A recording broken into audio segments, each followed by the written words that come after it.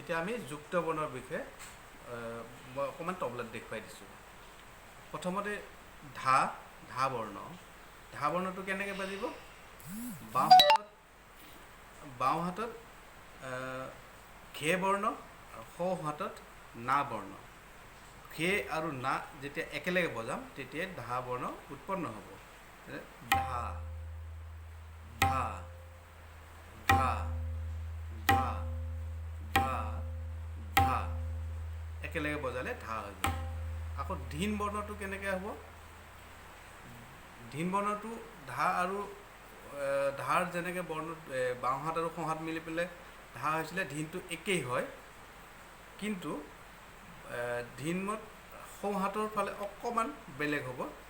ধা বজাওঁতে আমি সোঁহাতত ছাতিত বজাইছিলোঁ, কিন্তু ধীন বজাওঁতে আমি লব আৰু এই চিয়াহীৰ অকণমান এইটো অঞ্চলত বজাওঁ, তেতিয়া ধীন হ'ব। কিন্তু ধাটো আমি নাটো যেনেকৈ বজাইছিলোঁ তাৰ ঠিক তেনেকুৱা ষ্টাইলতে বজাম। বজাই জাষ্ট আঘাত কৰি হাতটো উঠাই আনিম। তিন অকলে বাজিলে তিন হৈ গ'ল। এই তিনটোৰ লগতেই যেতিয়া আমি বাওঁহাতৰ ঘেটো যোগ কৰি দিম তেতিয়াই ধীন হ'ব। ধীন ধীন ধীন ধীন ধাটোৰ ছাতিত, ধীনটো লব আৰু চিয়াহীৰ মাজত। ধা ধা ধা ধা ধীন ধীন ধীন ধীন। এই দুটা বৰ্ণই আমি শিকিছিলোঁ। এই দুটা বৰ্ণই আমি ভালকৈ চাওঁ।